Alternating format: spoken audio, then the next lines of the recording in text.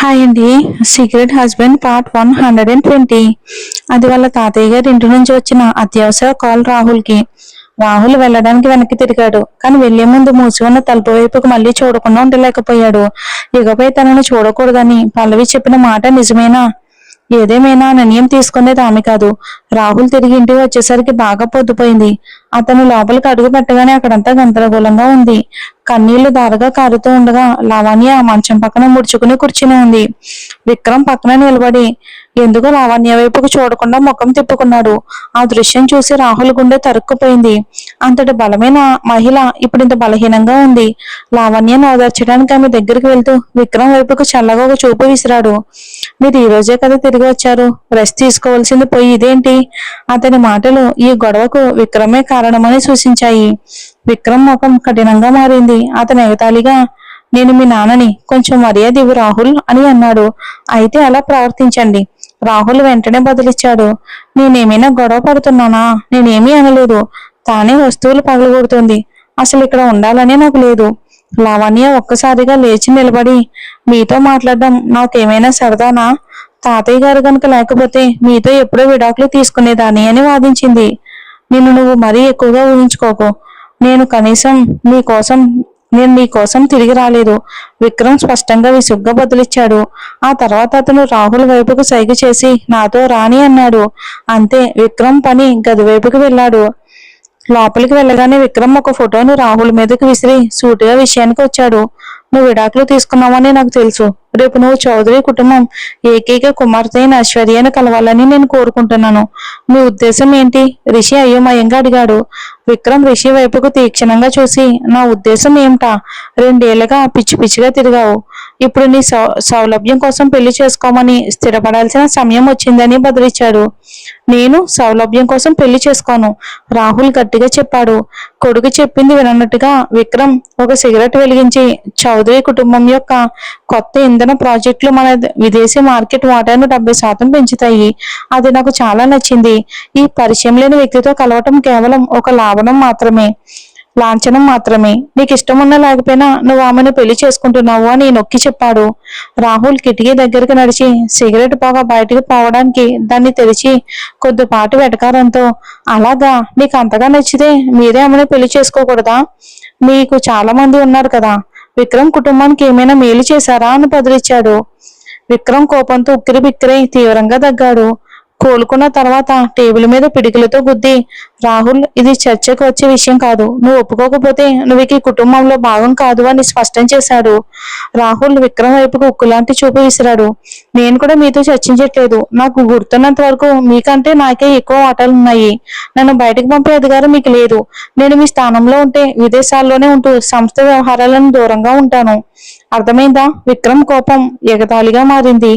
మీ అమ్మ తాతయ్య నీకు సొంత తండ్రికి కోపం తెప్పించడం బాగానే నేర్పారే. దాన్ని నేను ప్రవర్తగానే తీసుకుంటాను. ఈ సమయంలో విక్రమ్ ఆగ్రహం స్పష్టంగా కనిపించింది.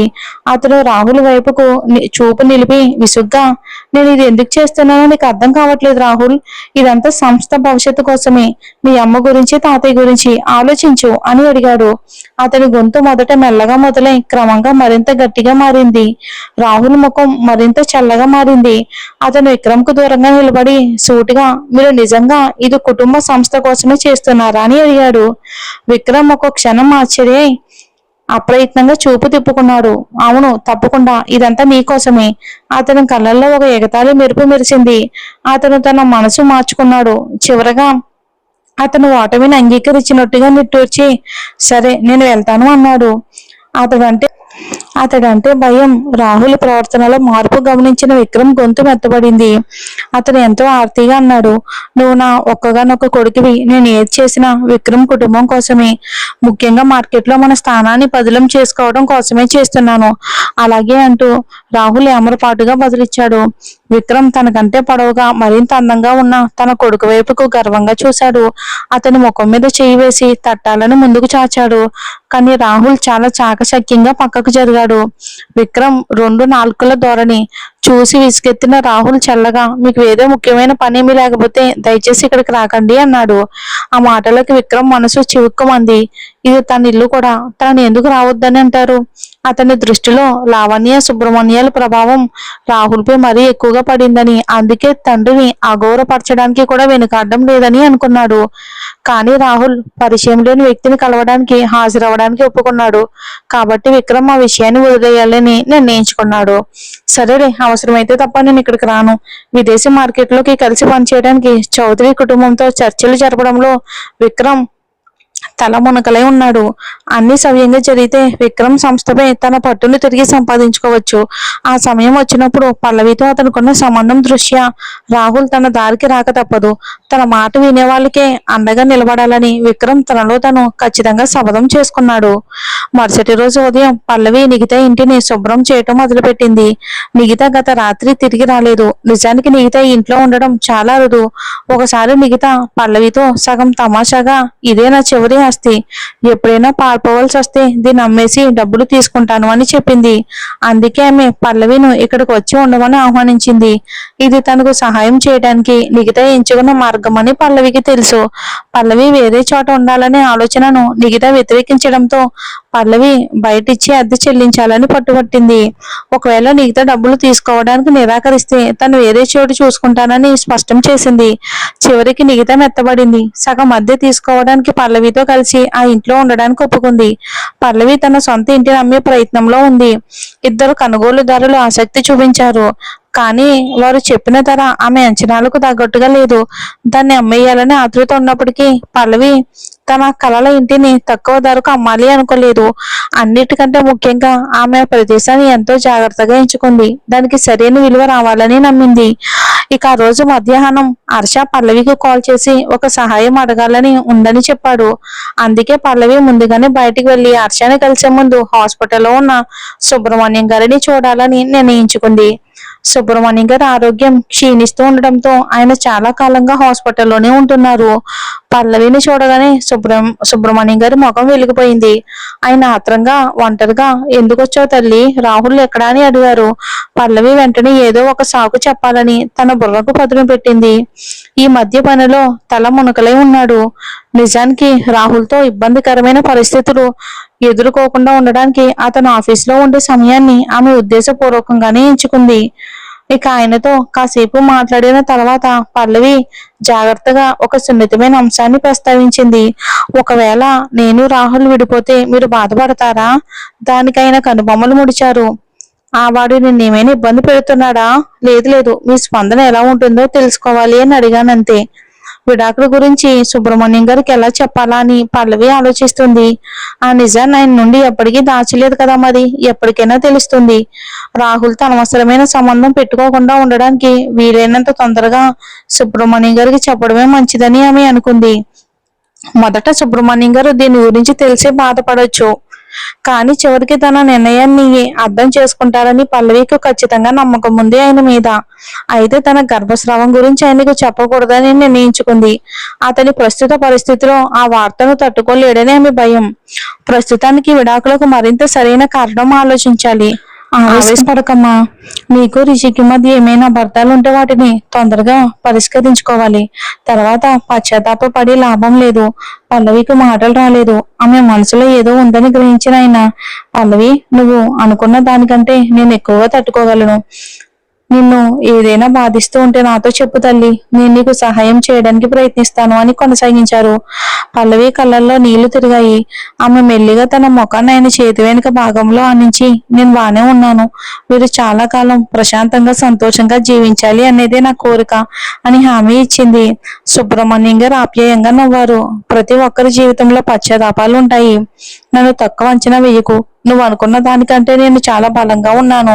సుబ్రహ్మణ్యం గారికి తన విడాకుల గురించి ఎప్పటికీ తెలిసి ఉండొచ్చని, లేదా కనీసం ఏదో తేడాగా ఉందని అనుమానించి ఉండవచ్చని పల్లవికి అనిపించింది. ఇక తను రాహుల్ చాలా కాలంగా కలిసి ఆయన్ని చూడడానికి అయితే రాలేదు. అది ఆయనకు అనుమానాలు రేకెత్తించి కూడా ఉండొచ్చు. ఈ ఆలోచనతో పల్లవి ఆయనకు ధైర్యం చెప్పడం మొదలుపెట్టింది. ఆమె తన వాక్యాన్ని పూర్తి చేయకముందే వార్డు తలుపు తెరుచుకుంది. రాహుల్ లోపలికొచ్చాడు. అతను బహుశా పనిలో భాగంగా ముఖ్యమైన కస్టమర్లను కలిసి ఉంటాడు. చక్కగా కోట్లో వెండి అలంకరణ పిన్ను, గులాబీ రంగు మెడ పట్టీతో అతను ఎదుగుతున్న ప్రతిభావంతులకు ఉపయోగించే ఆకర్షణతో వెలిగిపోతున్నాడు అందంగా. పల్లవి ఇంకా అతను ఈ సమయంలో ఎందుకు వచ్చాడని ఆశ్చర్యపోతూ ఉండగానే రాహుల్ ఆమె దగ్గరగా నడిచి వచ్చి ఆమె భుజాలు పట్టుకుని తన కావిట్లోకి హత్తుకున్నాడు. నా కోసం ఎందుకు ఆగలేదు అని అతను ఎంతో మామూలుగా అడిగాడు. వాళ్ళిద్దరూ ఒకప్పుడు ఉన్న ఆదర్శ జంటలా. సుబ్రహ్మణ్యం గారు చూస్తూ ఉండడంతో పల్లవికు రాహుల్ని పక్కకు నెట్టడం కష్టమైంది. బదులుగా అతన్ని అలాగే ఉండనిచ్చింది. మీరు ఈ సమయానికి రాలేరని అనుకున్నాను. రాహుల్ ఆమె భుజంపై చెయ్యి నొక్కుతూ, నేను ఎంత తీరిక లేకుండా ఉన్నా నీతో కలిసి ఇక్కడికి రావడానికి సమయం చేసుకుంటాను అని బదులిచ్చాడు. అతని గొంతు మృదువుగా ఉంది. గత రాత్రి అతను మాట్లాడిన కఠినమైన మాటలకు పూర్తి విరుద్ధంగా రాహుల్ ఎప్పుడు సున్నితంగా మృదువుగా ప్రవర్తించినా ఎంత అందంగా ఉంటాడో అని పల్లవి అనుకోకుండా ఉండలేకపోయింది. అతని ఆకర్షణ తనతో సహా ఎవరినైనా సరే ఇట్టే పడేస్తుంది. వారి పందంలో తాను పడిన బాధ, వారి బిడ్డను కోల్పోవడం జరగకపోయి ఉంటే బహుశా తను మళ్ళీ అతని ప్రేమలో ఖచ్చితంగా పడిపోయేదేమో. వారి అరగంట సందర్శనలో రాహుల్ అక్కడ ఉండటం వలన పల్లవి స్పష్టంగా కంగారు పడింది. ఆమె అసౌకర్యాన్ని గమనించిన రాహుల్ తన పట్టును బిగించి ఆమె భుజంపై తన బొటన వేలితో రాశాడు. దాంతో ఆమె ముఖం మరింత ఎర్రబడింది. సుబ్రహ్మణ్యం గారు ఏదో తేడాగా ఉందని గమనించి ఆందోళనగా, పల్లవి నువ్వు బానే ఉన్నావా? నీ ముఖం ఎందుకంత ఎర్రగా ఉంది అని అడిగారు. రాహుల్ ప్రేమతో నిండిన చూపులతో ఆమె వైపుకు చూశాడు. నేను బాగానే ఉన్నాను, ఇక్కడ కొంచెం ఉక్కపోతగా ఉంది అని అంది పల్లవి. సుబ్రహ్మణ్యం గారు ఆమె మాటలను నమ్మి తలూపారు. మేము ముసలివాళ్ళం కదా, మాకు తరచుగా చలిగా ఉంటుంది. అందుకే గది బయట కంటే కొంచెం వెచ్చగా ఉండొచ్చు లోపల తల్లి. ఈ సందర్శన పల్లవికి ఒక యుగంలా అనిపించింది. వార్డు నుండి బయటికి రాగానే ఆమె రాహుల్ కౌగిలి నుండి తనను తాను విడిపించుకుంది. ఆమెకు లోపల వారు కొనసాగించిన నాటకం ఊపిరి ఆడకుండా చేసింది. ఎలివేటర్ రాగానే పల్లవి లోపలికి వెళ్లి తొందరగా తలుపులు మూసేసింది. అయితే రాహుల్ ఆమె కంటే వేగంగా సరిగ్గా సమయానికి లోపలికి వెళ్ళాడు. అతని సుపరిచితమైన స్మెల్ పల్లవి ముక్కు పుటాలకు తాకగానే ఎలివేటర్లో వారి ముద్దు జ్ఞాపకం రావటంతో ఆమె అప్రయత్నంగా వెనక్కి తగ్గింది. రాహుల్ ఆమెను ఎగతాళిగా చూస్తూ, ఎక్కడికి వెళ్తున్నావు? నేను నిన్ను దింపుతాను అని అడిగాడు. వద్దు, థ్యాంక్ యూ, నేను వెళ్ళగలను అని పల్లవి కఠినంగా బదిలిచ్చింది. ఆమె మాట్లాడుతూ ఉండే రాహుల్ నుండి దూరం పాటించడానికి ఎలివేటర్ గోడ కతుక్కుపోయింది. వారి గతం, అతను తన దగ్గరికి తిరిగి వస్తామని చేసిన శపథం ఆమెను ఆ దిగ్భ్రాంతి నుండి తేరుకోలేకుండా చేశాయి. ఆ టైంలో ప్రస్తుతం ఆమెకు కావలసిందల్లా అతని నుండి దూరంగా వెళ్ళిపోవటం. రాహుల్ కొంటిగా నవ్వాడు. కంగారు పడుకు పల్లవి, నేను నిన్నేమీ చేయను. అతను దగ్గరగా ఉండడం భరించలేనంతగా ఆమెకు అసౌకర్యం కొట్టొచ్చినట్టు ఇబ్బందిగా కనిపించింది పల్లవికి. మరి ఏం జరుగుతుందో చూద్దాం.